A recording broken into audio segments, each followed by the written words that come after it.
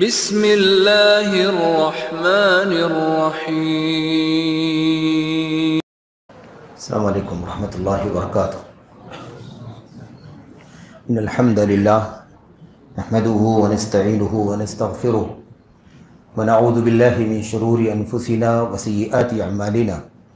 मन यहदिहिल्लाहु फला मुदिल्ल लहु व मन युद्लिल फला हादिय लहु व अशहदु अन ला इलाहा इल्लल्लाहु वहदहु ला शरीका लहु व अशहदु अन्न मुहम्मदन अब्दुहु व रसूलुहु।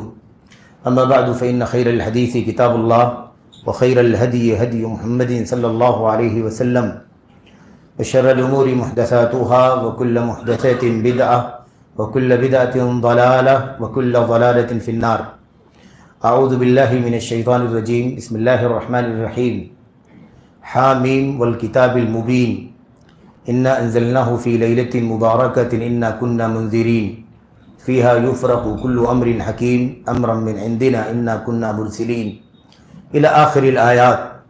वक़ाल अल्लाहु सुब्हानहु व तआला इन्ना अंज़लनाहु फ़ी लैलतिल क़द्र व मा अदराका मा लैलतुल क़द्र लैलतुल क़द्रि खैरुम मिन अल्फ़ि शहर तनज़्ज़लुल मलाइकतु वर्रूहु फ़ीहा बिइज़्नि रब्बिहिम मिन कुल्लि अम्र सलामुन हिया हत्ता मत्लइल फ़ज्र।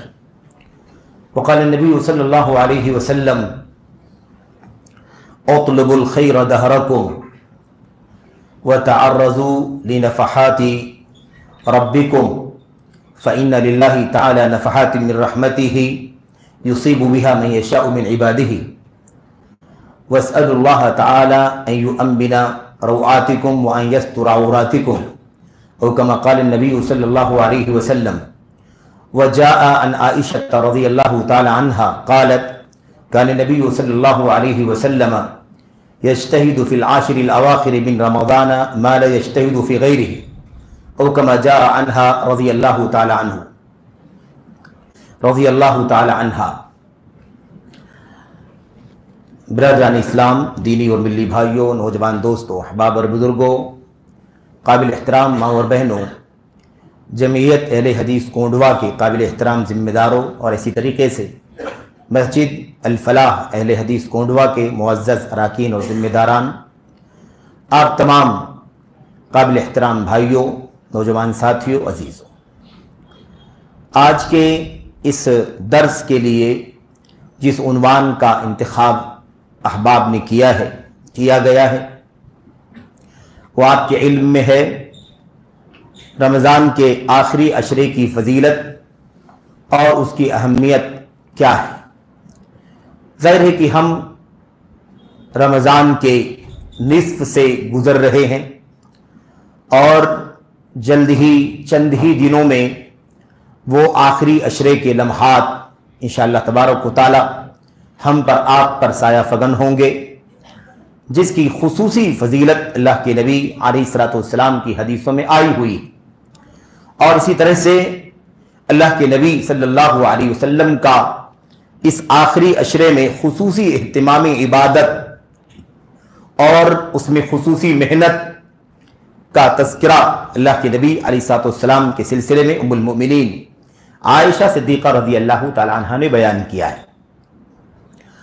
तो अब ऐसे तो ये पूरा का पूरा महीना फजीलत वाला है, बरकतों से अल्लाह तबारक व तआला की नवाजिशात से खैर से भरा हुआ, और फिर इस फजीलत वाले महीने के अंदर एक हिस्सा ऐसा है जो कुछ ज़्यादा ही अहमियत और फजीलत वाला है। इसीलिए उम्मत के उलमा ने इस आखिरी अशरे को क्या कहा है, ये फजीलतुल फजीला और खैरुल खैर है।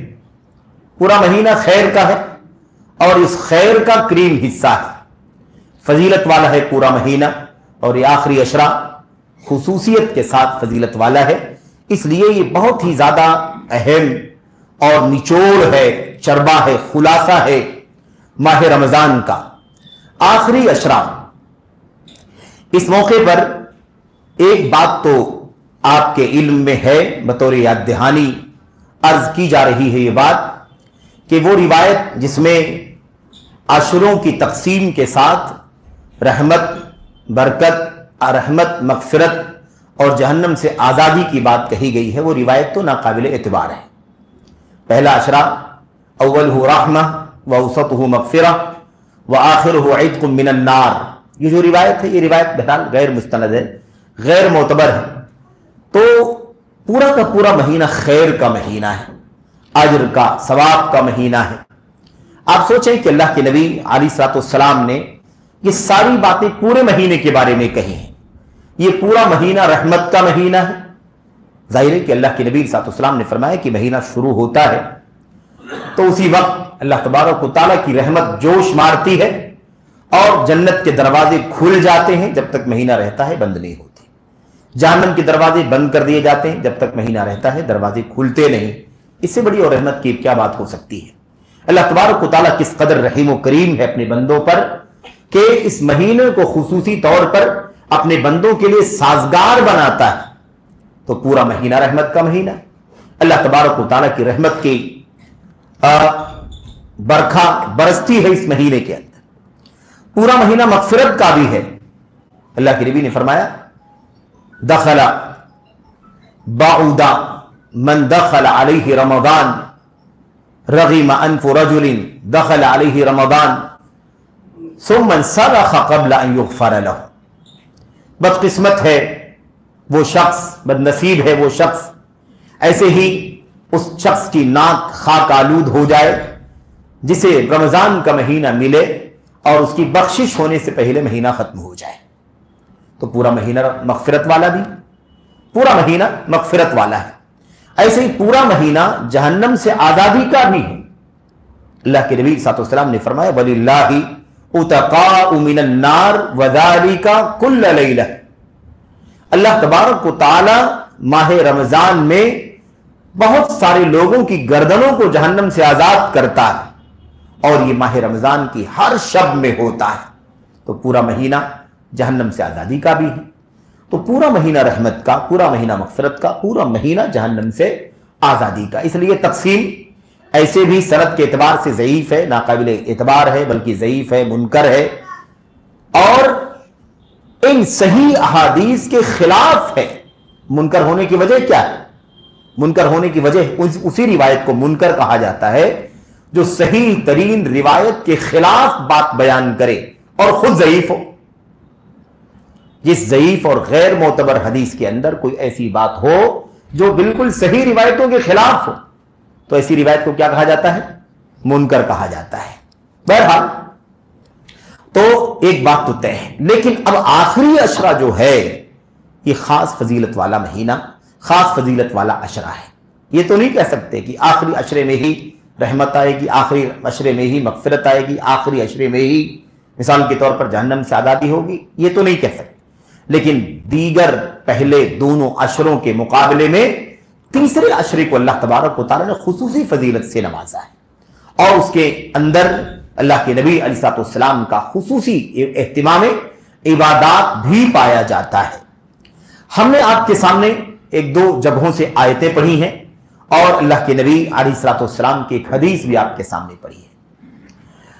तो ये हदीस जो आपके सामने पढ़ी गई है, जिसका तर्जमा और मुख्तसर उसका माना आपके सामने आएगा, असल में इसका मजमून यही है कि बंदे मोमिन को चाहिए कि हर मौके को गनीमत समझे।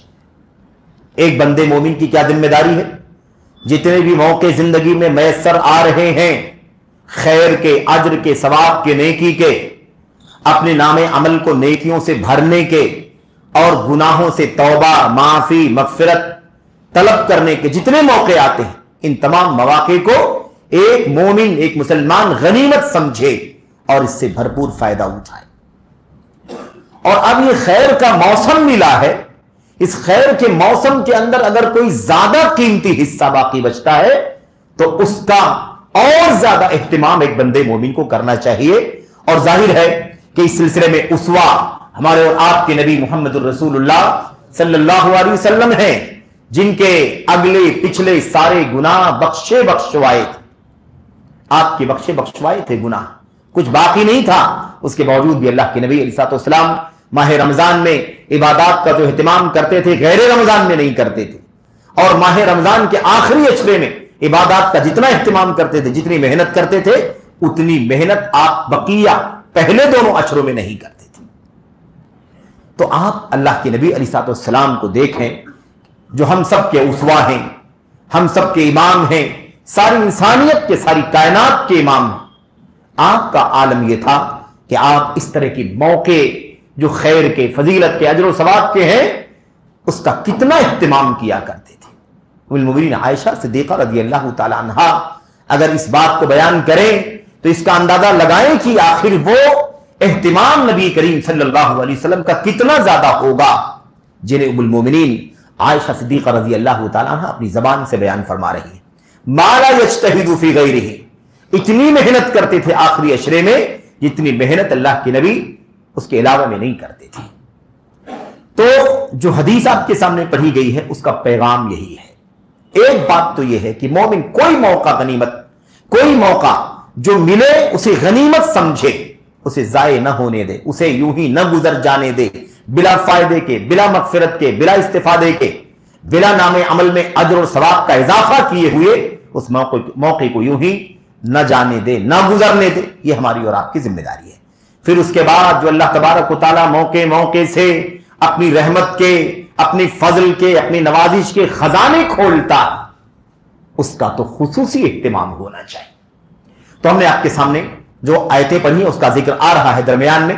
पहले ही हदीस जो आपके सामने पढ़ी गई है, अल्लाह के नबी अलैहिस्सलाम फरमाते हैं, इफ़अलुल खैर दहरकुम या उतलुबुल खैर दहरकुम, अपनी पूरी जिंदगी नेकियों में गुजारो, नेकियों की जुस्तजू करो, नेकियां तलब करो, खैर और भलाई को हासिल करने की जुस्तजू करो, तड़प रखो, उसके लिए लगन रखो, हमेशा खैर तलाश करो, हमेशा नेकी तलाश करो, हमेशा अजर सवाब का मौका तलाश करो।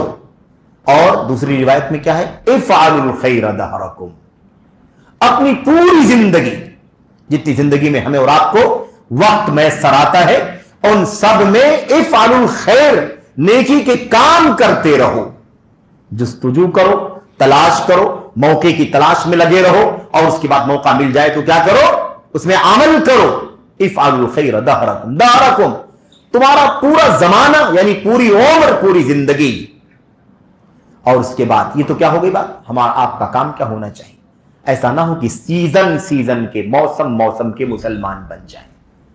रमजान आए तो कुरान से गर्द झाड़ दी जाए, रमजान आए तो सदका खैरात करने की सोचे, रमजान आए तो तस्बीहात और अस्कार का सोचे, रमजान आए तो उम्रे के बारे में सोचे, रमजान आए तो नवाफिल के बारे में सोचे, रमजान आए तो ही रोजा रखें, फर्ज रोजा।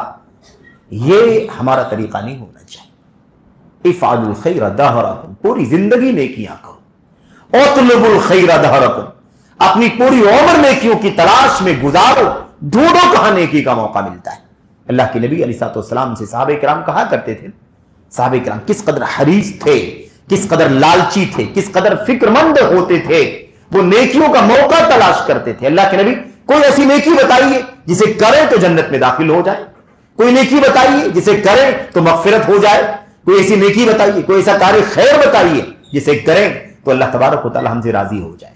ये अल्लाह के नबी सल्लल्लाहु अलैहि वसल्लम के सहाबी किराम की तड़प हुआ करती थी। हम सलफी हैं, अहलुल हदीस हैं, अल्हम्दुलिल्लाह सारे मुसलमान भाई, कौन सा ऐसा मुसलमान हो सकता है जो नेकी नहीं चाहता मेरे भाई, जो सवाब नहीं चाहता, जो मगफिरत नहीं चाहता, जो रहमत नहीं चाहता, जो अपनी गर्दनों को जहन्नम से आजाद नहीं कराना चाहता। कौन सा मुसलमान हो सकता है।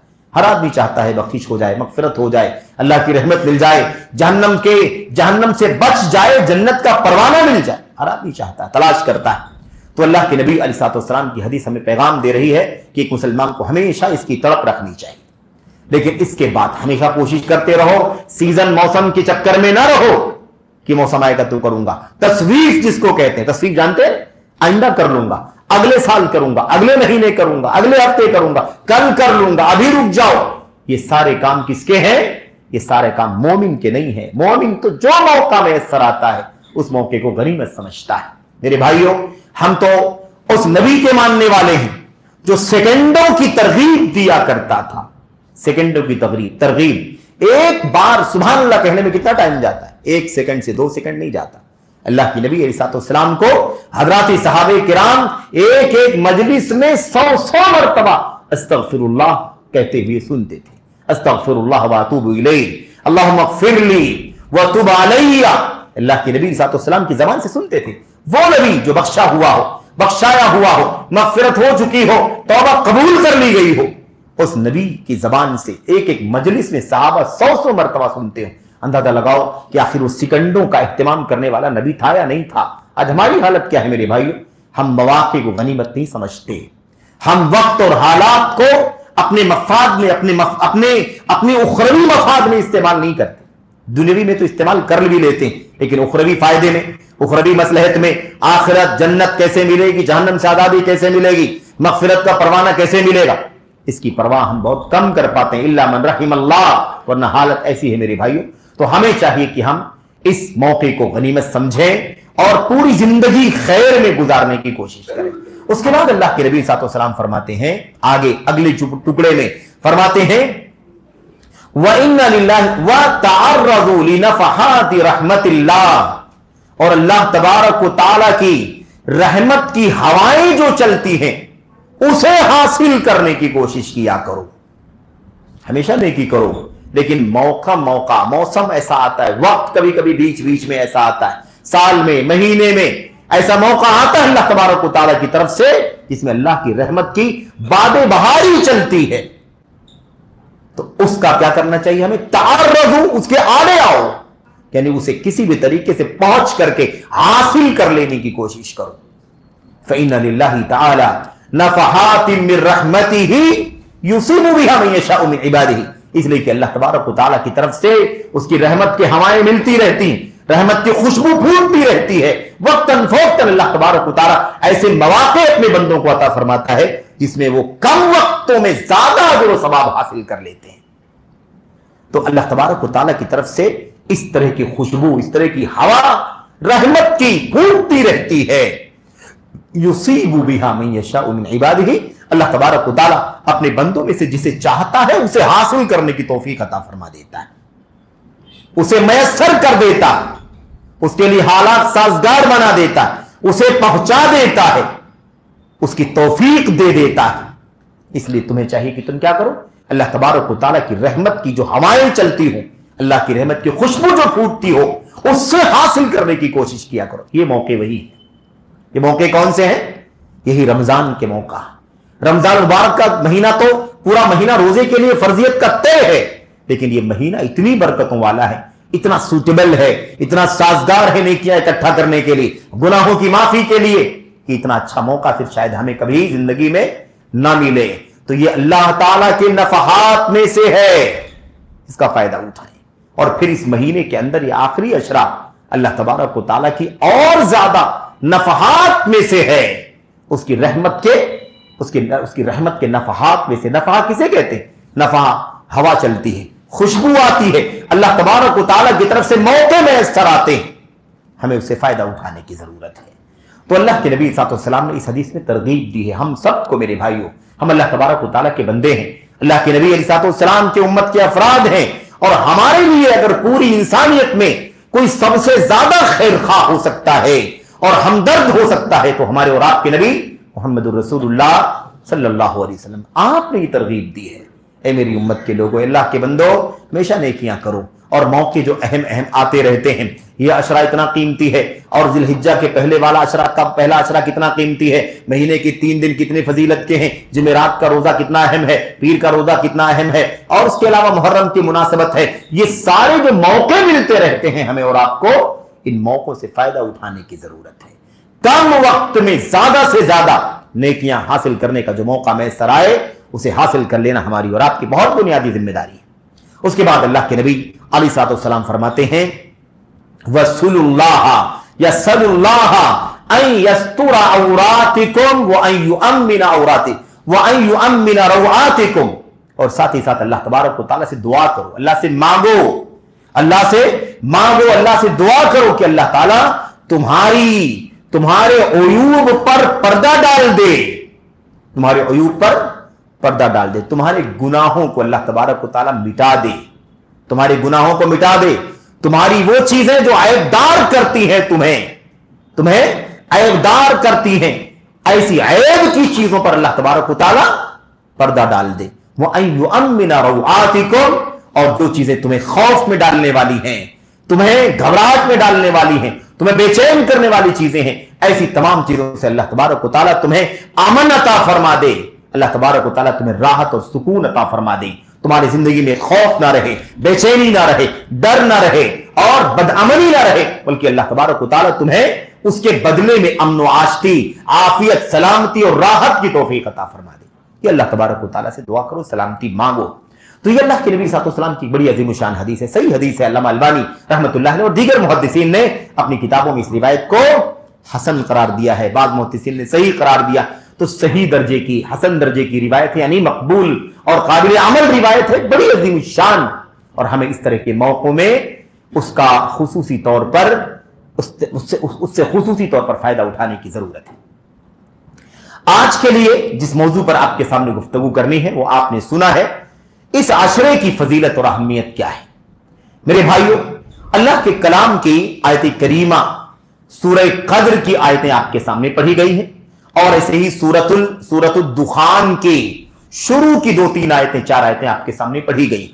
इन दोनों आयतों में अल्लाह तबारक व तआला ने एक खास बात का जिक्र किया है और वो है उस शब का जो इस आखिरी अशरे में पाई जाती है, उस रात का जिक्र जो कद्र वाली रात है, अजमत वाली रात है, बरकत वाली रात, ऊंचे मकाम वाली रात है, उसका तज़किरा इन दोनों जगहों की आयतों में अल्लाह तबारक व तआला ने फरमाया है। इसका तज़किरा आपके सामने आएगा और इन आयतों में अल्लाह तबारक व तआला क्या फरमा रहा है उसका भी तज़किरा आपके सामने आएगा। उससे पहले इस आखिरी अशरे का मसला क्या था, इस आखिरी अशरे का, इसकी अहमियत पर बात करनी, इसकी फजीलत पर बात करनी है।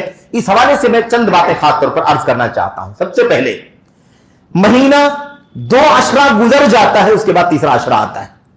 यह अशरा पहला नहीं बल्कि अशरा क्या है, ये आखिरी अशरा। पहले दोनों अशरे गुजरने से के बाद तीसरा अशरा, इन दोनों अशरों से पहले, यानी कुल तीनों अशरों से पहले रमजान का चांद होने पर या रमजान का चांद होने से पहले अल्लाह के नबी अलैहिस्सलाम इस आखिरी अशरे की तरफ अपनी उम्मत की तवज्जो मबजूल कराया करते थे। मेरे भाई, आप कहा करते थे, आप क्या फरमाते थे? शहर मुबारकुन, क्या फरमाते थे? जाअकुम शहर मुबारक, शहर रमजान शहर मुबारक मुबारकुन। दूसरी रिवायत में अल्लाह के नबी फरमाते थे अताकुम हादा शहर शहर मुबारक, ऐ लोगों ये महीना बाबरकत महीना आ गया है तुम्हारे ऊपर, ये महीना आ चुका है रमजान का जो बाबरकत महीना है। और इतना कहने के बाद अल्लाह के नबी क्या फरमाते थे? आप फरमाते थे इस महीने के रोजे को अल्लाह तबारक व तआला ने तुम्हारे ऊपर फर्ज किया है और इसके क़ियामुल लैल को अल्लाह तबारक व तआला ने, यानी तरावीह को अल्लाह तबारक व तआला ने ततव्वु यानी तुम्हारे लिए नफल और सुन्नत करार दिया है। और उसके बाद अल्लाह के नबी सल्लल्लाहु अलैहि वसल्लम फरमाते थे इस महीने के अंदर आखिरी अशरा जब आएगा, आखिरी अशरा, तो उसके अंदर फीही लैलतुन खैरुम मिन अल्फि शहर, इस आखिरी अशरे में, इस महीने की एक रात है जो 1000 महीनों से बेहतर है। और आप क्या फरमाते थे? और आप फरमाते थे मन हुरिमा खैरहा फकद हुरिम वला युहरमु खैरहा इल्ला महरूम। अल्लाह के नबी सल्लल्लाहु अलैहि वसल्लम फरमाते थे, आप कहते थे जो इस आखिरी अशरे की फजीलत से और आखिरी अशरे में पाई जाने वाली इस कद्र की रात की बरकत से महरूम हो गया, फकद हुरिम, तो महरूम हो गया। जिसको यह नहीं मिला समझ लो कि वो क्या हो गया? महरूम हो गया। वला युहरमु खैरहा इल्ला महरूम, और इस आखिरी अशरे और इसकी ताक रात के खैर से, इसकी फजीलत से वही महरूम होता है जिसकी किस्मत में महरूमी लिख दी गई हो, जिसके मुकद्दर में महरूमी लिख दी गई। पता ही चला मेरे भाइयों कि महीना शुरू होने से पहले अल्लाह के नबी महीने की तरगीब दे रहे हैं, रोजे की तरगीब दे रहे हैं, क़ियामुल लैल की तरगीब दे रहे हैं और उसी वक्त आखिरी अशरे की भी याद दहानी फरमा रहे हैं, क्योंकि बड़ा अहम है वो अशरा, बड़ी अहमियत का है, बड़ी फजीलतों का और बड़े बड़े करम और नवाजिश का यह आखिरी अशरा है। इसलिए अल्लाह के नबी अलैहिस्सलाम इसका एहतमाम खुसूसी तौर पर किया करते थे। मेरे भाइयों, तो खुलासा क्या निकला कि आखिरी अशरा बड़ा अहम है। अब अमली तौर पर हम इसके अंदर दाखिल होते हैं कि अमली तौर पर नबी करीम सल्लल्लाहु अलैहि वसल्लम का मामूल क्या होता था, इस आखिरी अशरे की अहमियत, फजीलत, उसका एहतिमाम, उसमें इबादत का एहतिमाम नबी करीम सल्लल्लाहु अलैहि वसल्लम के यहाँ क्या पाया जाता था, कैसे पाया जाता था। ये बातें कोई ऐसी नहीं है जो आप नई नई बात हो, पहली बार सुन रहे हो। याद दहानी है, तज़कीर है, कहने वाले को सबसे पहले ये तज़कीर के लिए, नसीहत के लिए बातें हैं। और आप तमाम भाइयों को, बहनों को जो ये बातें सुन रहे हैं, सबकी याद दहानी के लिए, तज़कीर के लिए है। अल्लाह ताला मुझको, आपको, सबों को इन बातों से फायदा उठाने की तौफीक अता फरमाए। और अल्लाह अज़्ज़ व जल हमें इन आखिरी अशरे के अय्याम और उसकी रातों और उसके लम्हात और उसके सिकंडों की कदर करने के अल्लाह तबारक व तआला तौफीक अता फरमाए। आमीन रब्बिल आलमीन। अल्लाह के नबी अलैहि सलाम के बारे में दो तीन रिवायतें आपके सामने पेश करके मैं इस मसले को आगे बढ़ाता हूं। अल्लाह के नबी अलैहि सलाम का एहतिमाम कैसा हुआ करता था। अल्लाह के नबी अलैहि सलाम का एहतिमाम देखिए, एक बात तो उम्मुल मोमिनीन आयशा की हमने पढ़ ली है। अल्लाह के नबी अलैहि सलाम के बारे में क्या फरमाती है, काना यज्तहिदु फिल आशरिल अवाखिरी मा ला यज्तहिदु फी गैरिही। अल्लाह के नबी अलैहि सलाम आखिरी अशरे में जितनी मेहनत करते थे उतनी मेहनत दूसरी वक्तों में, दूसरे दिनों में नहीं करते थे। बिल्कुल वाज़ेह है कि आखिरी अशरे में नबी करीम सल्लल्लाहु अलैहि वसल्लम की मेहनत, आपकी तवज्जो, आपका एहतिमाम और आपकी जिद्दोजहद दीगर दिनों के मुकाबले में कई गुना ज्यादा बढ़ जाया करती थी। मिकदार का जिक्र उम्मुल मोमिनीन आयशा ने नहीं फरमाया। कितनी मेहनत करते थे, 10%, 20%, 50%, कितना गुना बढ़ाते थे, कुछ नहीं है। एहतिमाम कैसा होता था, इतनी मेहनत करते थे कि उतनी मेहनत दीगर दिनों में नहीं करते थे। यह एक अंदाज है बलागत का, फसाहत का। और उम्मुल मोमिनीन आयशा सिद्दीक़ा रज़ी अल्लाह तआला अन्हा की जबान और उनकी फिक्र और उनकी बसीरत, दीन के इल्म की गहराई, मेरे भाइयों कौन है जो उसका मोतरिफ ना हो, सिवाय शीयों के, राफिजियों के। कोई इसकी मुखालफत नहीं कर सकता। तो कहने का मतलब यह है, वो इतना एहतिमाम बताने के लिए तफसील में जाए बगैर कहती है कि जितनी मेहनत करते थे उतनी मेहनत दीगर दिनों में नहीं। अंदाजा लगाओ कितनी मेहनत करते होंगे। और अल्लाह के नबी सल्लल्लाहु अलैहि वसल्लम का आम दिनों में मामूल क्या हुआ करता था भाई, आम दिनों में भी अल्लाह के नबी अलैहि सलाम क़ियामुल लैल करते थे कि नहीं करते थे। आप तहज्जुद पढ़ते थे कि नहीं पढ़ते थे। आप रातों को जागते थे कि नहीं जागते थे। आप सल्लल्लाहु अलैहि वसल्लम जागते ही नहीं थे, अपनी बीवियों को जगाते भी थे। अल्लाह के नबी सल्लल्लाहु अलैहि वसल्लम फरमाते हैं, माज़ा उन्ज़िलल लैलता मिन खज़ाइन, अल्लाह अकबर, कहते थे आज की रात कौन कौन से खजाने अल्लाह तबारक व तआला ने उतारे, आज की रात कौन कौन से फितने उतरे हैं। माज़ा उन्ज़िलल लैलता मिनल फितन, माज़ा उन्ज़िलल लैलता मिन अल खज़ाइन, कौन कौन से खजाने आज की रात उतरे हैं, कौन कौन से फितने आज की रात उतरे हैं। और ये कहने के बाद क्या फरमाते थे, मयूक़िज़ु सवाहिब हादिहिल हुजुरात, इन कमरों में सोने वाली मेरी बीवियों को कौन बेदार करेगा।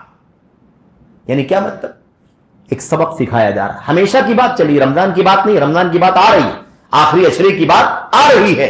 अल्लाह के नबी अलैहिस्सलाम आम दिनों में आपका मामूल ये था कि आप क़ियामुल लैल करते थे, तहज्जुद करते थे। या अय्युहल मुज़्ज़म्मिल क़ुमिल लैला इल्ला क़लीला, अब सारी आयतें आप जानते हैं, है कि नहीं।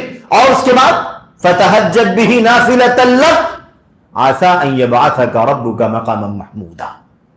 तो अल्लाह के नबी सल्लल्लाहु का खुसूसी एहतिमाम तो हमेशा चलता था, लेकिन उसके बाद अल्लाह के नबी सल्लल्लाहु रमजान में एहतिमाम उससे ज्यादा और आखिरी अशरे में एहतिमाम उससे भी ज्यादा। तो इसीलिए उम्मुल मोमिनीन ने क्या कहा, इतनी मेहनत अल्लाह के नबी आखिरी अशरे में करते थे जितनी दीगर दिनों में नहीं करते थे। अब दीगर दिनों का हमें पता है, दीगर दिनों में अल्लाह के नबी अलैहिस्सलाम की इबादत का एहतिमाम हमें मालूम है, तो अंदाजा लगा सकते हैं कि उससे कई गुना ज्यादा मेहनत अगर आप करते थे तो आपकी इबादत का आखिरी अशरे में आलम क्या होता होगा। मेरे भाई, तो मयूक़िज़ु सवाहिब हादिहिल हुजुरात, इन कमरों में सोने वाली औरतों को कौन जगाएगा, कौन बेदार करेगा। यानी क्या मतलब, आप उनको बेदार करते थे, उठो इबादत करो। और ऐसे भी हमें और आपको भी अल्लाह के नबी अलैहिस्सलाम तरगीब दी है। रहिमल्लाहु रजुलन, अल्लाह ताला रहम फरमाए उस आदमी पर, अल्लाह तबारक व तआला रहम फरमाए उस आदमी के ऊपर जो रात को उठे क़याम करने के लिए और अपनी बीवी को भी जगाए।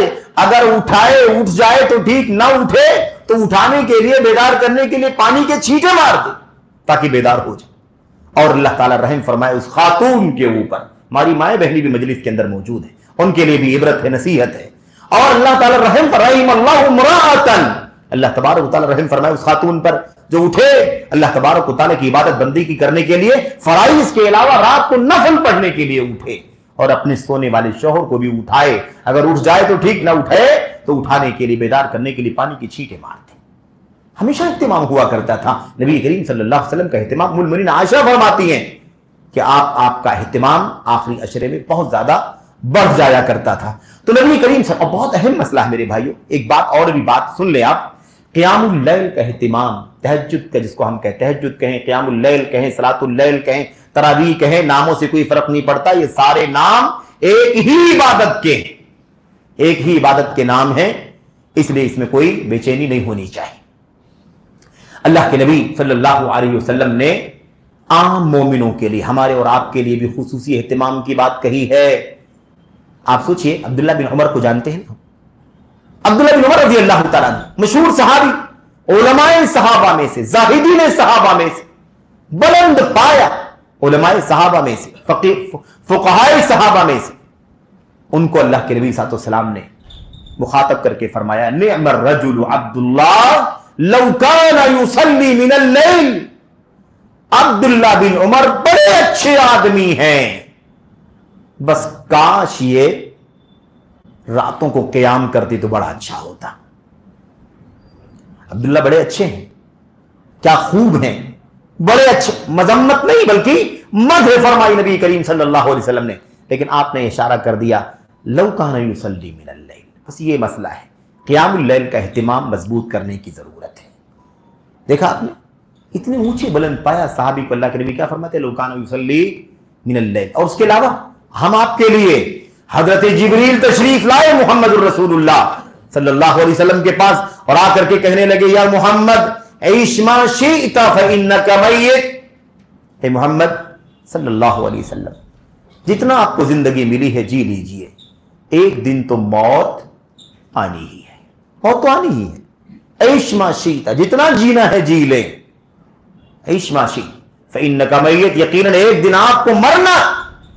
वह अहबिब मा शि'ता मन शि'ता फइन्नका मुफारिकुह, और जिससे भी आपको दोस्ती रखने हो रख ले, जिसको भी दोस्त बनाना हो, जिससे मोहब्बत करनी हो, लगाव रखना हो, याराना रखना हो, रख लीजिए।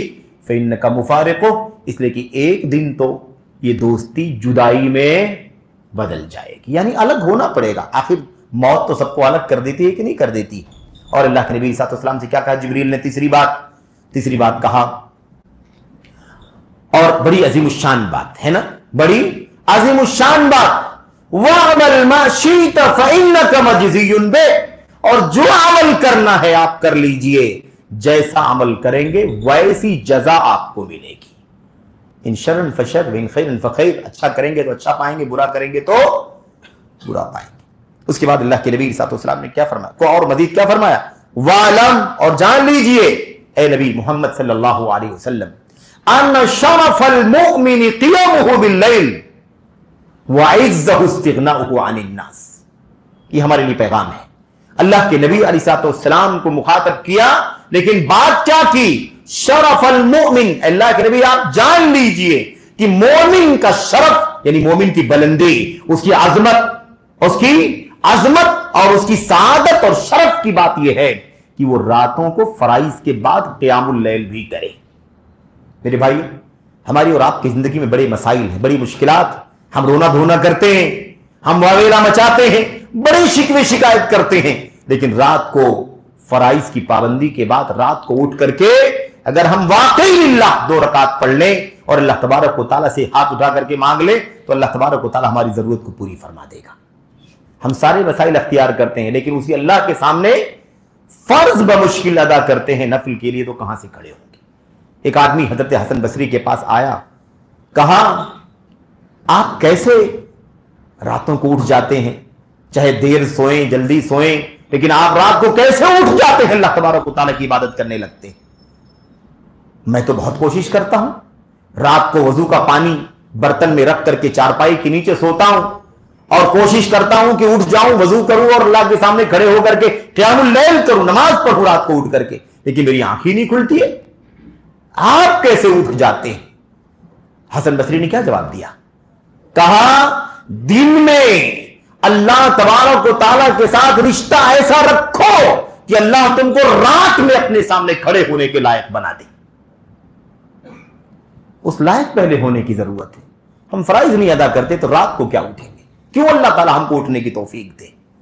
फराइज पहले, फर्ज से पहले कोई नफल हो ही नहीं सकता। नफल के माने एक्स्ट्रा के होते हैं, जायद के होते हैं। जब आसिल नहीं है तो फजल और नफल कहां से आएगा? तो नफल के माने जायद के होते हैं, जो फर्ज की अदायगी के बाद होगा तो उसे नफल कहा जाएगा। हम नफल में कोताही कर रहे हैं, हम असल में कोताही कर रहे हैं, फर्ज में कोताही कर रहे हैं, तो नफल क्या माना रखता है मेरे भाइयों? तो जो बंदा अपने आप को अल्लाह के सामने खड़े होने के लायक बनाएगा, उसे अल्लाह रात में अपने सामने खड़े होने की तौफीक अता फरमाएगा। यह है बड़ा मसला। तो अल्लाह तबारक व तआला से हमें चाहिए कि हम क्या करें? तौफीक मांगे। और अल्लाह के नबी ने क्या फरमाया? मोमिन का शरफ, उसकी बुलंदी यह है कि वो रातों को अल्लाह तबारक व तआला के सामने खड़े होकर के इबादत करे। वइज़्ज़हु इस्तिग़नाहु अनिन नास, और मोमिन की इज्जत और खुददारी यह है कि वो लोगों के सामने हाथ ना फैलाए, लोगों से, इंसानों से उम्मीदें ना लगाए, बल्कि अल्लाह तबारक व तआला से उम्मीदें लगाए। अगर लोगों से लालच किए रहेगा तो लोग उसको हकीर समझेंगे, लेकिन लोगों से मुस्तगनी हो जाओ, रब्बे जुल जलाल के सामने अपनी फकीरी और मुहताजगी का इजहार करो। अल्लाह तबारक व तआला के खजाने में कोई कमी नहीं है। वो मांगने वालों से खुश होता है, जो नहीं मांगते हैं, अपने आप को बेनियाज समझते हैं, अल्लाह उनसे नाराज हो जाता है। और बनी आदम का मसला यह है कि जो मांगता है उससे नाराज हो जाते हैं, है कि नहीं? ये फर्क है। तो बहरहाल खुलासे कलाम क्या है? ये हमारा ये मामूल होना चाहिए। इस मौके पर ये एक इजाफी बात हमने अर्ज की, अल्लाह ताला मुझको आपको इस पर अमल करने की तौफीक अता फरमाए, आमीन रब्बिल आलमीन। तो नबी करीम सल्लल्लाहु अलैहि वसल्लम का आम इहतिमाम अपनी जिंदगी में अपनी बीवियों के साथ, आपके अपने उम्मत के अफराद हजरात सहाबे किराम के साथ और सारी उम्मत को तरगीब हुआ करती थी। लेकिन आखिरी अशरे में आपका इहतिमाम और ज्यादा बढ़ जाया करता था। एक बात तो उम्मुल मोमिनीन ने बयान कर दिया रज़ी अल्लाह तआला अन्हा ने, कि आप इतनी मेहनत करते थे आखिरी अशरे में जितनी उसके अलावा में नहीं करते थे। अब उम्महातुल मोमिनीन के बारे में आप देखिए वो क्या बयान करती अल्लाह के नबी सल्लल्लाहु अलैहि वसल्लम के बारे में। काना इज़ा दखलल आशिरुल अखीरु मिन रमज़ान अहया लैलहु व अयक़ज़ अहलहु व शद्द मिज़ारहु। दूसरी रिवायत में अहया लैल व अयक़ज़ अहल या व अयक़ज़ अहलहु व जद्द व शद्द मिज़र और कमा जाअनी नबी सल्लल्लाहु अलैहि वसल्लम। अल्लाह के नबी सल्लल्लाहु अलैहि वसल्लम कहा करते के बारे में उम्मुल मोमिनीन फरमाती हैं कि जब आखिरी अशरा आता था तो अल्लाह के नबी का खुसूसी एहतिमाम बढ़ जाया करता था। आप क्या करते थे? अहया लैलहु, अपनी रात को जिंदा रखते थे, अपनी रात को जिंदा करते थे। यानी क्या मतलब? शब बेदारी, रातों को जाग कर अल्लाह तबारक व तआला की इबादत करते थे। दूसरी बात व अयक़ज़ अहलहु, और अपनी बीवियों को आप जगाते थे, वो भी जागें, रातों को इबादत करें, आखिरी अशरे में खुसूसी इहतिमाम करें। नंबर 3 व शद्द मिज़रहु, और अपनी कमर कस लेते थे। मिज़र, जहां इजार बांधा जाता है ना, इजार बांधने की जगह उसको मिज़र कहते हैं। तो अपने इजार को बांध लेते थे, सख्ती से, मजबूती से बांध लेते थे। इसका दो माना बयान किया गया। एक तो ये कि आप पूरे तौर पर फ्री होकर के, फारिगुल बाल होकर के, यानी पूरी तैयारी के साथ इबादत में लग जाया करते थे। दूसरा माना यह है कि अल्लाह के नबी अलैहिस्सलाम शद्द मिज़रहु, अपनी कमर बांध लेते थे, यानी अपनी बीवियों से अलहदगी अख्तियार किया करते थे। इबादत का इत्तिमाम, रातों को जाग करके पूरे तौर पर इबादत में लग जाया करते थे। यहां पर एक बात, एक हदीस की, हदीस सही बुखारी वगैरह की, मुस्लिम की है, दूसरी रिवायत तो सही बुखारी वगैरह ही की है, उसमें एक छोटा सा एक लफ्ज का इजाफा है जिससे और ज्यादा मजीद इस बात को समझने में हमें मदद मिलती है। उम्मुल मोमिनीन आयशा फरमाती रज़ी अल्लाह तआला अन्हा, आखिरी अशरा आ जाता था माह रमजान का तो आप रातों को जागते थे। वह शद्द मिज़र, अपनी बीवियों को जगाते थे। वह जद्दा, और बड़ी मेहनत करते थे। वह शद्दल मिज़र, और अपनी कमर कस लिया करते थे। वह जद्दा का लफ्ज क्या है इस हदीस के अंदर? इजाफा। जद्दा और जिद्दू के माने होते हैं मेहनत करना, तगोदो करना, कोशिश करना, अपने आप को खूब मेहनत से किसी काम में लगा देना। यह अल्लाह के नबी सल्लल्लाहु अलैहि वसल्लम का मामूल था। यहां एक बात खास तौर पर मैं आपके सामने जिक्र करना चाहूंगा। पूरी रात जागना, पूरी रात जागना, यह नबी करीम सल्लल्लाहु अलैहि वसल्लम का मामूल नहीं था। यह बात भी जहन में रहे। अहया लैलहू, आप अपनी रात को जिंदा रखते थे, जागते थे, शब बेदारी करते थे। यकीनन ज्यादातर हिस्सा, रात का ज्यादातर हिस्सा नबी करीम सल्लल्लाहु अलैहि वसल्लम जाग करके इबादत में गुजारते थे।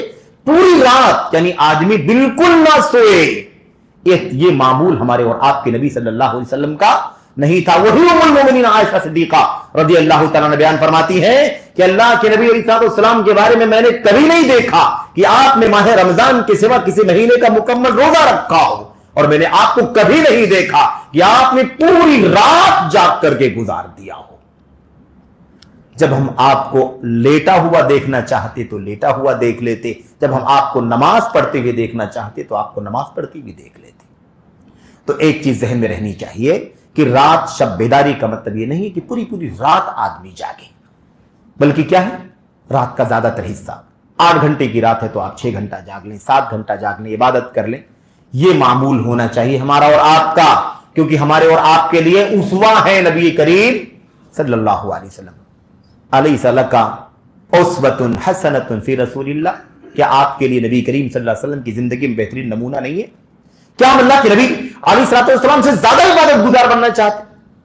मेरे भाइयों, यकीनन हमारे लिए वही चीज नजात की है जो हमारे और आपके पास नबी करीम सल्लल्लाहु अलैहि वसल्लम की तरफ से आई है और मिली है। तो ये उम्मुल मोमिनीन साफ फरमाती हैं, मैंने कभी नबी करीम सल्लल्लाहु अलैहि वसल्लम को पूरी रात जागते हुए नहीं देखा, और मैंने किसी महीने का, रमजान के महीने के अलावा, किसी रमजान का रोजा फर्ज है, किसी और महीने का रोजा मुकम्मल रखते हुए नहीं देखा। इस बात की दलील है कि नबी करीम सल्लल्लाहु अलैहि वसल्लम का उसवा यही था, इसलिए हमारा भी एहतिमाम यही होना चाहिए। तो एक बात समझ में आ गई कि हमें क्या करना चाहिए, शब बेदारी करनी चाहिए, हमें रात गुजारना चाहिए। अब रात को जिंदा रखने का मतलब यह नहीं है कि आदमी जैसे तैसे जागे, जैसे तैसे जागे। आजकल जागने का तरीका लोगों ने बना रखा है, कोई फिजिकली गेम खेल रहा होता है, रातों को जाग रहा है, कोई ऑनलाइन गेम खेल रहा जाग रहा है, कोई चैटिंग कर रहा जाग रहा है कि नहीं, कोई फिल्में देख रहा, यानी फिल्मों का मतलब ये यूट्यूब पर लगा हुआ है, कोई भी चीज देख रहा है, चाहे मुफीद है, गैर मुफीद है, लग़्व है, हलाल है, हराम है, लेकिन आदमी उस पर अपने वक्त को जाया कर, घंटों वक्त गुजर रहे हैं, देखते ही देखते सुबह सादिक का वक्त करीब आ गया। मेरे भाइयों याद रखें, या बाज लोग आपस में बातचीत में वक्त लगा देते हैं, सुबह हो जाती है। बाज लोग होटल पर बैठ करके खाने पीने में लगा देते हैं, सुबह हो जाती है। मेरे भाइयों याद रखें, अहया लैलहू का माना क्या होता है?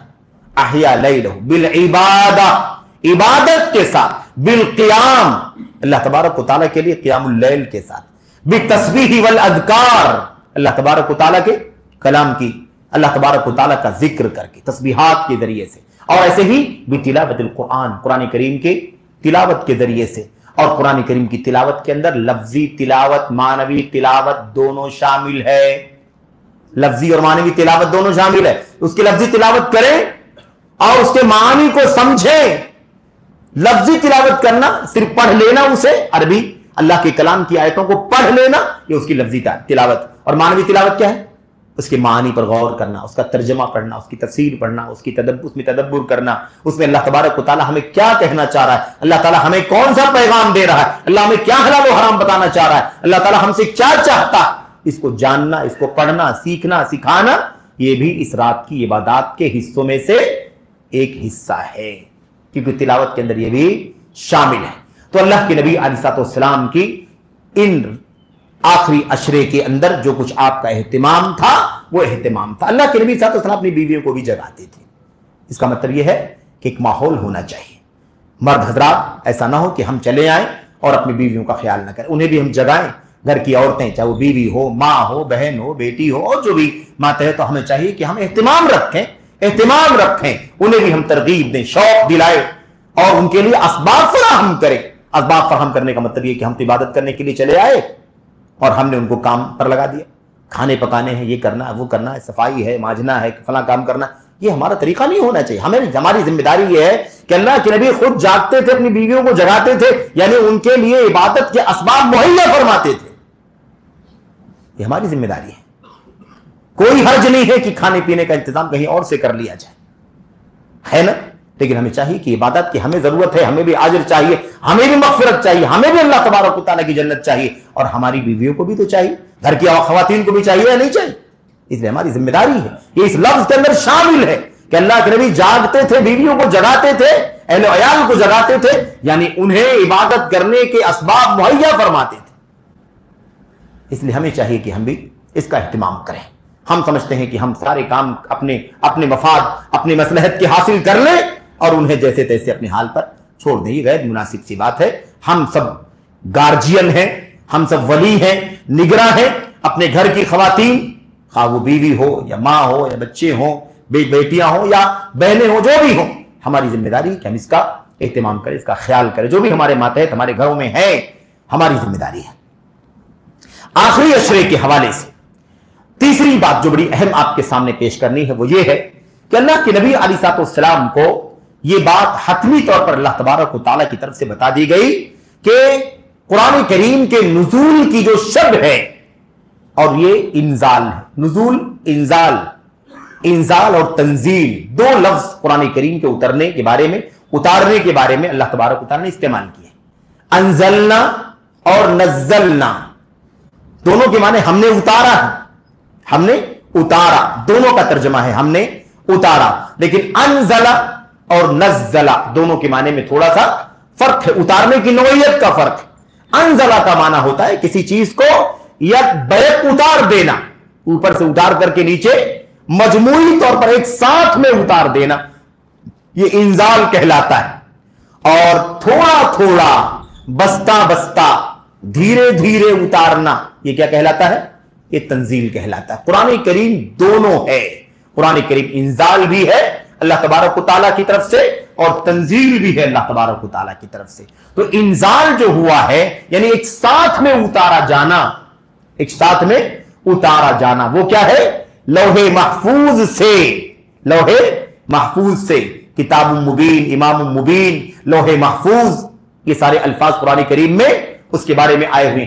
वहां से एक साथ में इस आसमान पर उतारना, आसमाने दुनिया पर, यह एक साथ में उतारा जाना, यही रमजान में हुआ है और रमजान के आखिरी अशरे में हुआ है और रमजान के आखिरी अशरों की अशरे की ताक रातों में से किसी रात में हुआ है।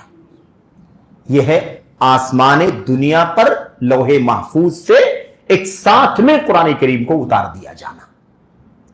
और उसके बाद इस आसमानी दुनिया से, जिसको बैतुल इज्जा, इज्जत का घर, बैतुल इज्जा, वहां से आसमानी दुनिया से अल्लाह तबारक व तआला ने 23 साल में गारे हिरा की पहली वही से लेकर अल्लाह के नबी सल्लल्लाहु अलैहि वसल्लम की वफात तक जो 23 साल दौरे नबूवत है, 13 साल मक्का और 10 साल मदीना, इस पूरे 23 साल दौरे नबूवत में अल्लाह तबारक व तआला ने बस्ता बस्ता, थोड़ा थोड़ा हालात, ज़ुरूफ, वाक़यात, मसाइल है ना, सुलह है, जंग है, अहकाम है, मसाइल है, वाक़यात हैं, अंबिया की और उनकी कौमों की तारीख है, तौहीद की दावत है, आखिरत पर ईमान और सारे मसाइल, अकीदा और ईमान मसला और ऐसी अंबिया और उनकी कौमों की दास्तान और तारीख, और तीसरी चीज अहकाम और मसाइल, नमाज, रोजे, हज, ज़कात, सदक़ात, खैरात, निकाह, तलाक वगैरह सारे अहकाम और मसाइल, इन तमाम चीजों से मुताल्लिक 23 साल दौरे नबूवत में जब जब जैसे हालात हुए,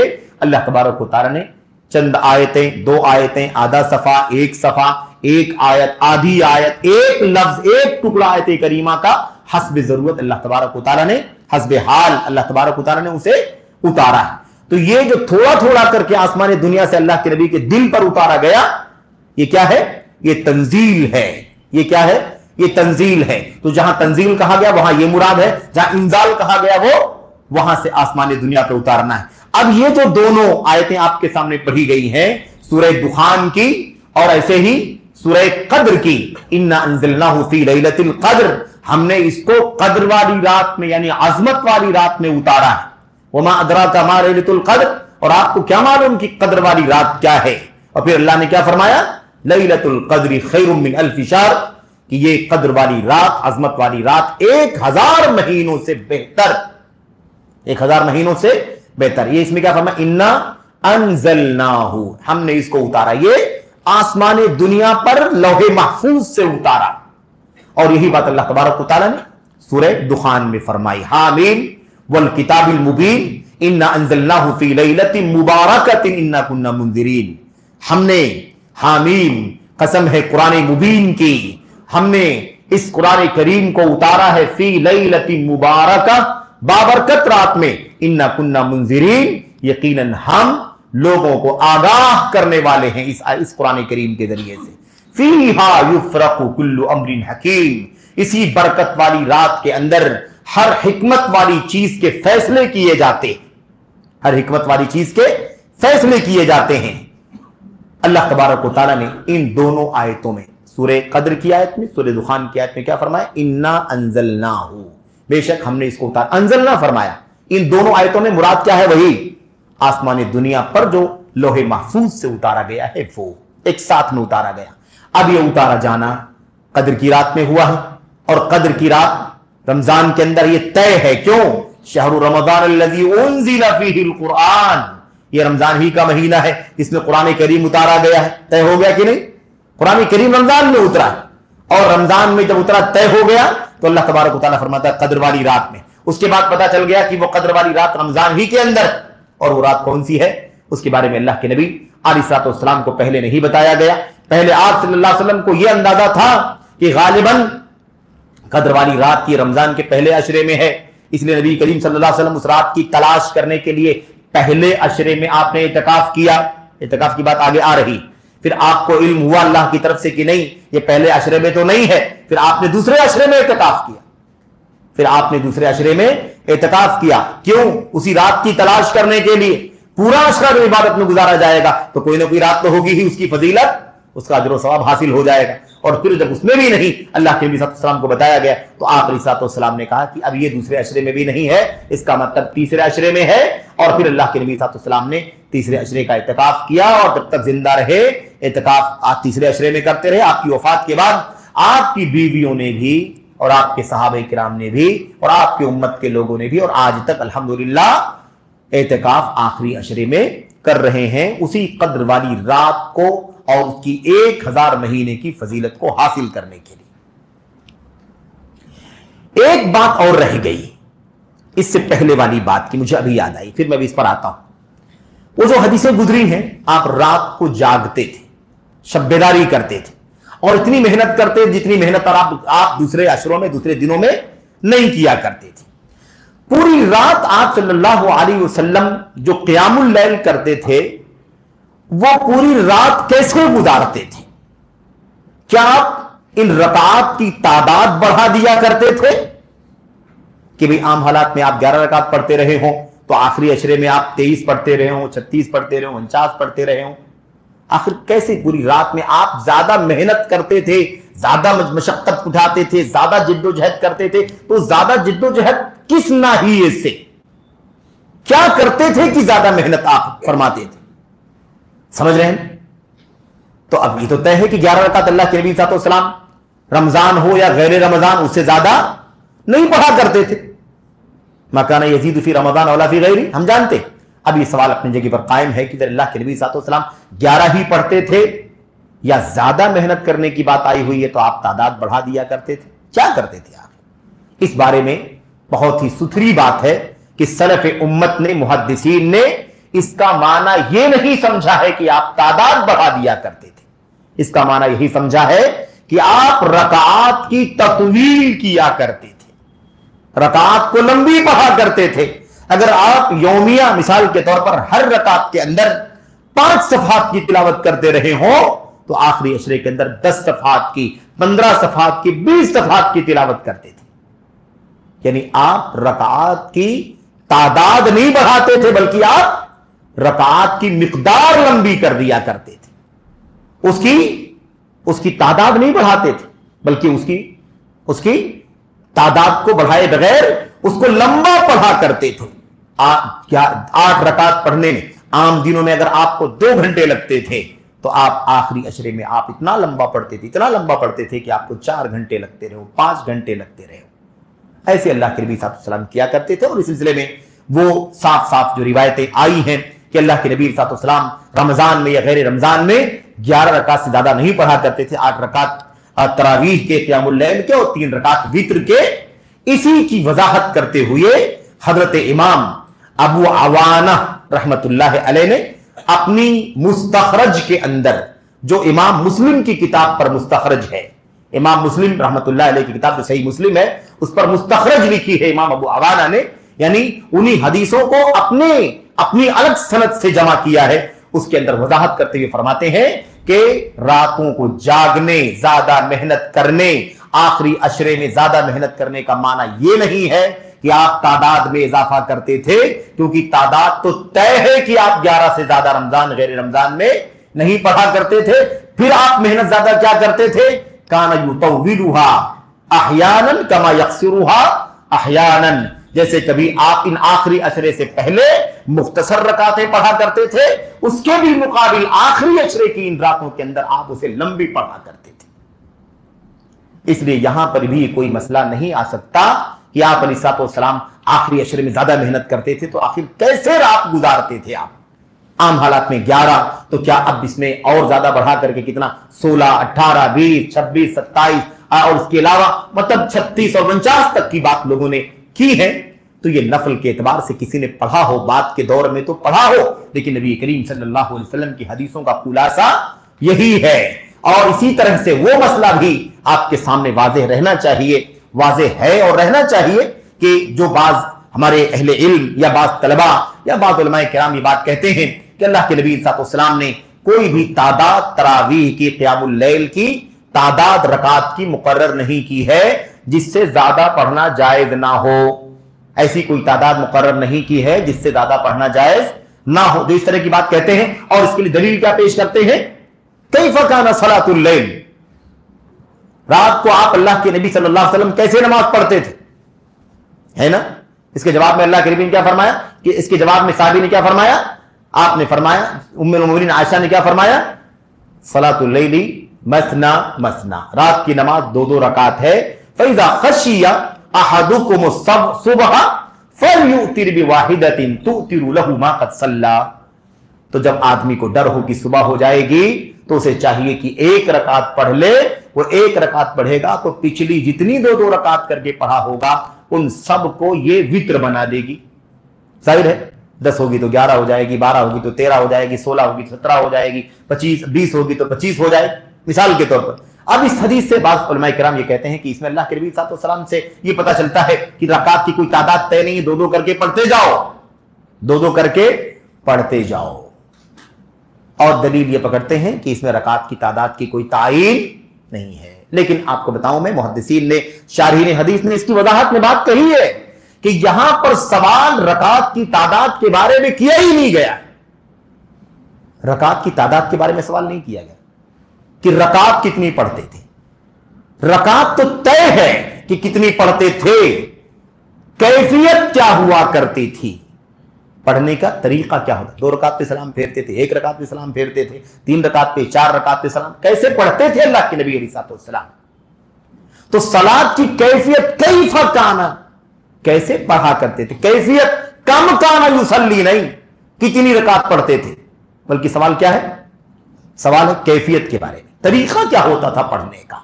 तो मुहद्दिसीन कहते हैं ये तो तय है कि रकात कितनी पढ़नी है। सवाल करने वाले ने सवाल किया था कैफा काना युसल्ली, अल्लाह के नबी सल्लल्लाहु जो रात को क़ियामुल लैल करते थे उसकी कैफियत, उसका तरीका क्या हुआ करता था। तो जवाब में तरीका सीखना है। रकात की तादाद तो पहले से तय है, तो पढ़ने का तरीका क्या है? 2-2 रकात, 4 रकात पे सलाम नहीं फेरना, 2-2 रकात पे सलाम फेरना है। तो मसना मसना, 2-2 रकात पे सलाम फेरो। अब उसके बाद 2 रकात पढ़ने के बाद जब वो रकात पूरी हो गई जो अल्लाह के नबी सल्लल्लाहु पढ़ा करते थे, उसके बाद 1 रकात वित्र पढ़ोगे तो कितना हो जाएगी? ताक बन जाएगी। तुतिरु लहु मा क़द सल्ला, जो पढ़ा था 2-2 करके उसको 1 रकात ताक बना देगी। तो ताक बनाने के लिए तो आपको कोई ना कोई ताक रकात लगानी पड़ेगी। जब 1 लगाएं या 3 लगाएं, 5 लगाएं, बगैर ताक लगाए पूरी रकात ताक हो ही नहीं सकती। तो कैफियत मकसूद है, रकात की तादाद मकसूद नहीं है। इसलिए यह बात एकदम अपनी जगह पर वाज़ेह है मेरे भाइयों कि कोई आज का मसला नहीं है। हजरत इमाम मुस्लिम रहमतुल्लाह अलैह की किताब पर मुस्तखरज लिखने वाले इमाम अबू अवाना ने भी यही मसला समझा, जो वक्त के चोटी के मुहद्दिस थे, 4वीं सदी हिजरी के चोटी के इमाम और मुहद्दिस। बहरहाल यहां बात क्या चल रही है, अल्लाह के नबी इस आखिरी अशरे की फजीलत के हवाले से अल्लाह के नबी अलैहिस्सलाम ने इसका एहतिमाम किया है। क्या? आखिरी अशरे में ये कद्र वाली रात, बरकत वाली रात, जिसमें कुरान करीम उतरा है, और इसको हासिल करने के लिए नबी करीम सल्लल्लाहु अलैहि वसल्लम शब बेदारी किया करते थे, जागते थे और जाग करके अल्लाह के नबी अलैहिस्सलाम इस रात को, इसकी 1000 महीने की फजीलत को हासिल करने की कोशिश करते थे। और सहाबे किराम को रमजान का आगाज होने के वक्त ही जहां रमजान के लिए आमादा करते थे और शौक दिलाते थे, वहीं आप ये भी याद दिला दिया करते थे कि रमजान के आखिरी अशरे में वो कद्र वाली रात आ रही है, उसके लिए भी तुम क्या करो, अभी से तैयारी रखो। तो अल्लाह के नबी अलैहिस्सलाम ने साफ साफ ये बात बयान फरमाई, इल्तमिसूहा फिल वित्री फिल आशरिल अवाखिर मिन रमजान, इसे रमजान के आखिरी अशरे में तलाश करो। फिर अल्लाह के नबी सल्लल्लाहु ने क्या फरमाया, आपने फरमाया इसे फिल वित्र फिल अवतार, आखिरी अशरे की ताक रातों में तलाश करो। ठीक है। फिर अल्लाह के नबी सल्लल्लाहु अलैहि वसल्लम की और भी कई हदीसें हैं जिसमें आप सल्लल्लाहु की हदीसों में पता चलता है कि वो 23वीं रात हो सकती है, ज्यादा एहतिमाम है, 25वीं रात हो सकती है, ज्यादा एहतिमाम है, 27वीं रात है, ज्यादा एहतिमाम हो सकता है। फिर अल्लाह के नबी सल्लल्लाहु अलैहि वसल्लम की और भी हदीसें हैं जिसमें यह बात साबित होती है कि ज्यादा आकद यानी ताकीदी बात यह है, ज्यादा इम्कान यह है कि वो रात 27वीं हो सकती है। बल्कि बात सहाबे किराम तो कसम खा करके कहते थे कि मैं कसम खा करके कहता हूं कि वो रात जिसमें कुरान करीम उतरा है कुरान करीम जिस रात में, वो रात कौन सी है, 27वीं रात है। लेकिन बहरहाल अल्लाह के नबी अलैहिस्सलाम की अपनी किसी हदीस में तायीन नहीं है, अपनी किसी हदीस में तायीन नहीं है, बल्कि तरगीब है, उसे तलाश करो आखिरी अशरे में, उसे तलाश करो ताक रातों में से किसी रात में। इसलिए हमें चाहिए कि हम किसी एक रात की तायीन के साथ नहीं, बल्कि इसकी फजीलत को हासिल करने के लिए 5 ताक रातें जाग करके इबादत करें और उसे गपशप खेल कूद खाने पीने और दीगर रस्म रवाज में न गुजारें, बल्कि हम उसे इबादत के साथ गुजारें ताकि इसकी फजीलत को हम हासिल कर सकें। इसी मकसद के लिए एतिकाफ जैसी इबादत भी आई। इसी मकसद के लिए कौन सी इबादत आई, एतिकाफ की इबादत आई। एतिकाफ आखिरी अशरे का एतिकाफ, पहला अशरा, फिर दूसरा अशरा, फिर तीसरा अशरा। तीसरे अशरे में अल्लाह के नबी सल्लल्लाहु अलैहि वसल्लम को जब पता चला कि आखिरी अशरे में ही ये रात है, तो अल्लाह के नबी सल्लल्लाहु अलैहि वसल्लम ने खुद क्या किया, आप आखिरी अशरे का एतिकाफ करने लगे। एतिकाफ मस्जिद को इबादत के लिए लाजिम पकड़ लेना। एतिकाफ का मतलब चिमट जाना, लाजिम पकड़ लेना। तो अल्लाह के नबी सल्लल्लाहु अलैहि वसल्लम क्या करते थे, इबादत के लिए मस्जिद को लाजिम पकड़ लिया करते थे। आपके यहां एहतिमाम था, तो आप अलैहिस्सलाम इन आखिरी अशरे की पूरे 10 दिनों में आप क्या करते थे, एतिकाफ किया करते थे। अल्लाह के नबी अलैहिस्सलाम अपनी बीवियों से अलग थलग हो जाया करते थे और आप सिर्फ और सिर्फ मेरे भाइयों इबादत में अपने आप को मशगूल किया करते थे। जरूरियात जो इंसानी जिंदगी की होती हैं उसके अलावा और किसी चीज में अपना वक्त आप सर्फ नहीं करते थे। आप सल्लल्लाहु अलैहि वसल्लम का मामूल था। बहरहाल अब उसकी तफसीलात जो हैं, कब दाखिल होना है और कब मुतकफ में जाना है, इस वाले से तफसीलात हैं, किसी और मौके पर उसके बारे में इंशाअल्लाह वक्त आएगा तो अहले इल्म बात करेंगे और उसकी तफसीलात आपको बताएंगे, उसके अहकाम मसाइल भी बयान करेंगे। तो ये आखिरी अशरे के एहतिमाम और उसके फजाइल से मुतालिक चंद बातें थी। इसमें सबसे जो खास बात है वो है वक्त का जाये ना होना, वक्त जाये नहीं होने देना है। होता क्या है, ये सबसे अहम टाइम है और सबसे ज्यादा जिया की नजर हो जाता है। सबके पास ईद की तैयारी का मसला है, खरीदारी का मसला है, मार्केटिंग का मसला, शॉपिंग का मसला है कि नहीं। जो लोग कारोबार करते हैं वो सोचते हैं कि सबसे कीमती टाइम है कमाने का, और एक मोमिन समझता है सबसे कीमती टाइम है अजर व सवाब कमाने का। सबसे कीमती वक्त है जब एक ताजिर देखता है, एक ताजिर, एक मिसाल है छोटी समझने के लिए, एक ताजिर, एक बिजनेसमैन देखता है कि एक महीना सीजन है हमें कारोबार करने का, पैसे कमाने का। लेकिन जब धीरे धीरे जब वो एक हफ्ता निकल जाता है, दूसरा हफ्ता निकल जाता है, आधा बाकी बचता है, तो आदमी और तेज हो जाता है, सरगर्म हो जाता है कि वक्त तो शॉर्ट होता जा रहा है और ज्यादा मेहनत करके ज्यादा ज्यादा कमाई कर लो। और जब 3 हफ्ता गुजर जाता है तो और ज्यादा अलर्ट हो जाता है। जिस तरह से उसके दिन और रातें कम होती हैं उसी तरह से उसका एहतिमाम कमाई के लिए कोशिश करने में बढ़ता चला जाता है। यही मामला मेरे भाइयों हमारी और आपकी भी जिंदगी का होना चाहिए। आखिरी अशरा पहले दूसरे अशरे में होने वाली कोताहियों की तलाफी का अशरा है। जो कमी रह गई, कोताही रह गई, गफलत रह गई, सुस्ती रह गई, दूसरे कामों के हवाले और मशगूलियतों के हवाले रह गए, उसकी तलाफी करने का आखिरी मौका है। और अगर हमने इस मौके को भी जाये कर दिया, तलाफी नहीं किया, बल्कि हमने इसे मजीद गफलत में गुजार दिया, तो यकीन मानिए कि फिर जिंदगी वफा करे ना करे, इसकी तलाफी कब करेंगे कोई गारंटी नहीं। मेरे भाइयों, जब इस महीने के अंदर लोगों के यहां बहुत सारी बरकतें आ जाती हैं, और बहरहाल बरकत का भी एक अलग माना है, उसका ये मौका नहीं है कि बरकत का माना सिर्फ पैसे नहीं होते। हमने आपने समझा है कि अगर ज्यादा इनकम हो गई है तो कहते हैं बड़ी बरकत हुई इस महीने के अंदर। बरकत सिर्फ ये मादे का नाम नहीं मेरे भाई, बरकत सिर्फ मादे का नाम नहीं। बरकत कम वक्त में अल्लाह तबारक व तआला के अता करदा मौके से ज्यादा नेकियां इकट्ठा कर लेना, अपनी मग़फ़िरत का सामान कर लेना, सबसे बड़ी बरकत है जो अल्लाह तबारक व तआला हमें और आपको अता फरमाता है। ये समझने की जरूरत, हमने मादे को ही बरकत समझ रखा। मादा बरकत है, इनकार नहीं है कि दौलत, हलाल कमाई, हलाल रिस्क, हलाल पैसे और हलाल घर, हलाल गाड़ी, यकीनन ये बरकत है अल्लाह तबारक व तआला की तरफ से। लेकिन यही बरकत नहीं है कि सब कुछ मादा ही, दुनिया ही बरकत हो। असल बरकत क्या है मेरे भाई? असल बरकत तो मानवी बरकत, दीन की बरकत है, नेकियों की बरकत है, मग़फ़िरत की बरकत है। अल्लाह तबारक व तआला के यहां नामे अमल नेकियों से भर जाए, ये सबसे बड़ी बरकत का मसला है। वरना दुनियावी जिंदगी में तो अल्लाह तबारक व तआला ने जिसको जैसे तैसे लिखा है, रोजी कम ज्यादा हो तो गुजारेगा ही, और आखिर में अल्लाह तबारक व तआला का सामना करना होगा। वो जो जखीरा जमा होगा वो असल बरकत की शक्ल में हमारे सामने आएगा, जो हमारी और आपकी नजात का जरिया बनेगा और हमें और आपको जहन्नम से आजाद करने का जरिया बन जाएगा। वो असल बरकत है मेरे भाइयों।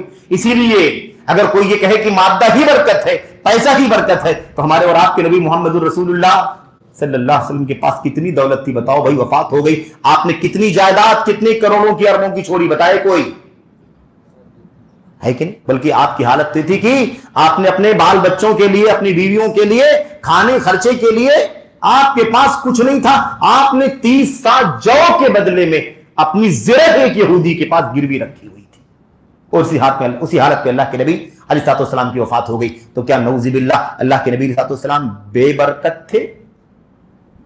आपके पास माल नहीं था तो बरकत नहीं थी? आपसे ज्यादा बाबरकत पैदा कौन हुआ है दुनिया में? इसलिए ये सोच गलत थी मेरे भाइयों कि हम सिर्फ मादे को ही बरकत समझे। लेकिन मादे की बरकत अगर हमें और आपको अल्लाह तबारक व तआला ने अता फरमाई है तो मेरे भाइयों याद रखो, अगर ये मौका हमने पैसे कमाने में भी लगाया है और हमें अगर रमजान के अंदर इन नेकियों की बरकत के साथ साथ मादी बरकत मिली है, हमारी इनकम ज्यादा हुई, हर महीने 20,000 कमाते थे, इस महीने 50,000 कमाए, तो हमारी जिम्मेदारी भी बढ़ जाती है।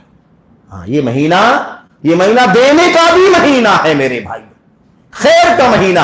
यही रमजान की हर रात में नबी करीम सल्लल्लाहु अलैहि वसल्लम का हजरत जिब्रील से मिलना, मुलाकात करना, कुरान करीम के नुज़ूल का महीना, कुरान करीम की तिलावत होना, और जिब्रील अमीन अलैहिस्सलाम का अल्लाह के नबी अलैहिस्सलाम के साथ बैठ करके कुरान करीम का दौर कराना आपकी सखावत और फैयाजी को बढ़ा दिया करता था। आप हमेशा दरिया दिली का मुजाहरा किया करते थे, और जब आप रमजान के अंदर अल्लाह के नबी की हर रात जिब्रील से मुलाकात होती थी, तब तो आपकी फैयाजी, आपकी सखावत, आपकी दरिया दिली का आलम यह होता था कि आप लुटाते थे, घबराते नहीं थे कि फाका करने की नौबत आ जाएगी। यह हालत थी नबी करीम साहब। इसलिए मेरे भाइयों, यह भी पैगाम लेते जाओ कि आपकी इनकम, आपकी कमाई का एक खास हिस्सा पूरी प्लानिंग के साथ, पूरी मंसूबाबंदी के साथ आपके मंसूबे में तय होना चाहिए कि अल्लाह ने अगर हमें इस महीने में इनकम भी हमारी बढ़ा दी, हमारी रोजी में भी इजाफा हो गया, बैलेंस में भी इजाफा हो गया, तो हम इसके लिए खास तौर पर अल्लाह तबारक व तआला के दीन, उसकी दावत, उसके घर, मदारिस, मसाजिद और दीन और तालीम और तरबियत के काम, दावत और नशर व इशाअत के काम में भी दिल खोल करके हिस्सा लेंगे। इम्तिहान ही मेरे भाइयों, आजमाइश। अगर हमने ये नहीं सोचा तो हम तो मुजर्रद मादा परस्त मोमिन बन जाएंगे, दुनियादार। और मोमिन सिर्फ दुनियादार नहीं होता मेरे भाइयों, जो कुछ अल्लाह तबारक व तआला देता है उसमें अल्लाह ताला ने हिस्सा रखा है लिस्साइल वल महरूम, मांगने वालों के लिए, नादारों के लिए भी हिस्सा है। और जितने भी फंड हो सकते हैं, जितने भी रास्ते हो सकते हैं, ये जो मिशन चल रहा, ये जो आपकी दावत का काम चल रहा, क्या आप समझते हैं इससे बजट नहीं लगता? लगता है बजट। कहां से बजट आएगा? क्या आप इस्लामी हुकूमत में है? क्या कोई मुसलमानों का खलीफा है क्या आपके पास जो आपका बजट फराहम करेगा? ये मस्जिदें कहां से तामीर होती हैं? कि अल्लाह तबारक व तआला हम मुसलमानों के हाथों से और हमारी कोशिशों से अल्लाह ताला इन घरों को तामीर करवाता है, और उसका सिला अल्लाह ताला बेपनाह अता फरमाता है। तो हमें चाहिए कि अल्लाह ताला हमें जो कुछ अता फरमाए उसमें हम अपनी जिम्मेदारी भी समझें। इसमें अल्लाह ताला के दीन का हिस्सा है, उसकी दावत का हिस्सा है, उसके कलाम का हिस्सा है, उसकी नशर, उसकी तालीम तरबियत का हिस्सा, उसकी मसाजिद का हिस्सा, मदारिस का हिस्सा, जितने भी अल्लाह ताला के लिए, अल्लाह की रजा के लिए कार्य खैर हो सकते हैं, उन तमाम कार्य खैर में फुकरा का, मसाकीन का, मुहताजीन का, अयताम का, अरामिल का, सबका हिस्सा। इसलिए हमें चाहिए कि अपनी जिम्मेदारियों को समझें। और मेरे भाई, खुसूसियत के साथ आज दुनिया में लोगों के पेट भरने वाले तो बहुत सारे मिल जाएंगे, उसमें सोशल लोग भी पेट भरने वाले आ जाते हैं। गरीबों का पेट भरने के लिए सोशल लोग भी आ जाते हैं, हुकूमत के लोग भी आ जाते हैं, और कारोबारी लोग भी आ जाते हैं। उसमें गैर मुस्लिम का भी मसला नहीं। हर आदमी लोगों के पेट भरने के लिए, उनके अनाज और खुराक का इंतजाम करने के लिए तैयारी कर देता है। लेकिन आपकी तौहीद सुन्नत के मिशन को मजबूत करने वाला कौन है? आपकी इस दावत तौहीद को मजबूत करने वाला आपके सिवा कोई नहीं है। इसलिए आपको बहुत सीरियस होकर के सोचना पड़ेगा मेरे भाई। ऐसा ना हो कि आप इस पहलू को फरामोश कर दें और आजाद हो जाएं कि जो भी मिला है, जो भी इनकम आई है, कमाई बढ़ी है, हमें अब तनहा इस्तेमाल करना है और जैसे तैसे अपनी दुनिया में और अपनी ऐशो इशरत में उसे सर्फ कर लेना है। नहीं मेरे भाई, याद रखो, अल्लाह तबारक व तआला देता है, इसलिए भी देता है। अल्लाह के नबी की साफ हदीस है, बात में खत्म कर रहा हूं, वक्त ज्यादा हो रहा है। अल्लाह के नबी की साफ साफ हदीस है, अल्लाह ताला अपने बंदों को अता फरमाता है, इसलिए अता फरमाता है ताकि उसके दूसरे नादार बंदे उसके जरिए से पा जाएं। अल्लाह किसी को देता है, किसी को नहीं देता है। जिसको नहीं देता है अल्लाह तबारक व तआला, जिसको देता है उसके जरिए से उसको पहुंचाना चाहता है, जिसको अल्लाह तबारक व तआला नहीं देता है, ताकि हमारा इम्तिहान हो जाए हम अल्लाह तबारक व तआला के लिए कितनी कुर्बानी देने को तैयार है। मादा, उसकी हवस, उसकी लालच, उसकी ख्वाहिश हमारे यहां कितनी है। क्या हम दुनिया परस्त और मादा परस्त तो नहीं हो गए? हमारी सोच कारूनियत की, फिरौनियत की तो नहीं हो गई कि हम सिर्फ और सिर्फ दुनिया और दौलत ही तक महदूद रहते? हमें आखिरत, अल्लाह की रिजा, अल्लाह तबारक व तआला का दीन, उसकी तौहीद सुन्नत की नशर व इशाअत और मेरे भाइयों अल्लाह के घरों की तामीर और ऐसे जितने सारे मुस्तहिकीन हैं, उसके लिए हम कुर्बानी देने को तैयार हैं भी या नहीं है। ये हमारा इम्तिहान है मेरे भाइयों। ये हमने सरसरी तौर पर चंद बातें आपके सामने अर्ज की हैं। दुआ करते हैं कि अल्लाह तबारक व तआला हमें और आपको इस महीने की बाबरकत सातों से, लम्हात से फायदा उठाने की तौफीक अता फरमाए। एक लम्हा जाया ना होने पाए, जहां तक हो सके ज्यादा से ज्यादा हम इससे फायदा उठाएं। और जो भी कमी कोताहियां रह जाएंगी मेरे भाइयों, अगर जिंदगी वफा करेगी, आखिरी अशरा मिलेगा, तो हम कमियों की, खामियों की तलाफी करेंगे और उसे ज्यादा से ज्यादा भरपूर उसका फायदा उठाने की कोशिश करेंगे, ताकि जो कुछ कमी रह गई हो अल्लाह तबारक व तआला उसे भरपूर कर दे, उसे उसकी तलाफी कर दे, उसकी कमी को अल्लाह तबारक व तआला पूरी फरमा दे। तो मोमिन हरीस होता है, मोमिन लालची होता है नेकियों का, मोमिन हरीस होता है खैर का, मोमिन हरीस होता है अजर सवाब का, मोमिन हरीस होता है अपनी मगफिरत के लिए, फिक्रमंद होता है अपनी जहन्नम से आजादी के लिए, फिक्रमंद होता है जन्नत के दाखिले के लिए। अल्लाह ताला हमें और आपको हमेशा, हर पल, हर छोटी बड़ी नेकी इसी जज्बे के साथ अदा करने की तौफीक अता फरमाए। और अल्लाह ताला हमें और आपको इस बात की तौफीक दे कि हम इस वक्त का सही इस्तिगलाल करें और अल्लाह से दुआ करें कि अल्लाह ताला हमारी टूटी फूटी नेकियों को कबूल फरमा ले। अल्लाह ताला हमारे हसनात को, जो कुछ भी हमने किया है, अल्लाह अगर वो कबूल होने के लायक है तो कबूल फरमा ले, और अगर कबूलियत के काबिल न भी हो तो अपने फजलो करम से उसे कबूलियत के काबिल बना करके शर्फ कबूलियत से माला माल फरमा दे। और अल्लाह ताला उसका नेक सिला बदला आखिरत में और उससे पहले दुनिया में अता फरमा दे। हम बहुत गुनहगार हैं, बहुत मासी और मुनकरात में डूबे हुए हैं, लेकिन बहरहाल तेरी उम्मत, तेरे नबी की उम्मत तेरी रहमत से कभी मायूस नहीं होती। अल्लाह हम सारे उम्मत मोहम्मद के लोग दुआ करते हैं कि अल्लाह हमारी नेकियों को कबूल फरमा ले और अल्लाह ताला हमें और आपको उसका नेक सिला और बदला दुनिया में आखिरत में अता फरमाए। अल्लाह अज़्ज़ व जल उस वक्त तक हमारी मौत ना हो जब तक कि हमारी गर्दनें जहन्नम से आजाद ना हो जाएं, और जब तक ये महीना मेरे भाइयों है हम भरपूर फायदा उठाए, उस वक्त तक ये महीना हमसे रुखसत ना हो जब तक हमारी हम सब की मग़फ़िरत ना हो जाए। क्योंकि अल्लाह के नबी ने फरमाया है उससे बड़ा महरूम कोई नहीं है जिसे रमजान का महीना मिले और बख्शिश होने से पहले महीना खत्म हो जाए। तो अल्लाह ताला हमें और आपको उन महरूमों में से होने से बचने की तौफीक अता फरमाए, हमें खुशकिस्मतों में और ऐसे ही नेक नसीबों में से होने की तौफीक अता फरमाए। आमीन रब्बल आलमीन। व सल्लल्लाहु वसल्लम व बारक अला नबीना मुहम्मद व अला आलिहि व सहबिहि अजमईन। अस्सलामु अलैकुम व रहमतुल्लाहि व बरकातुहू।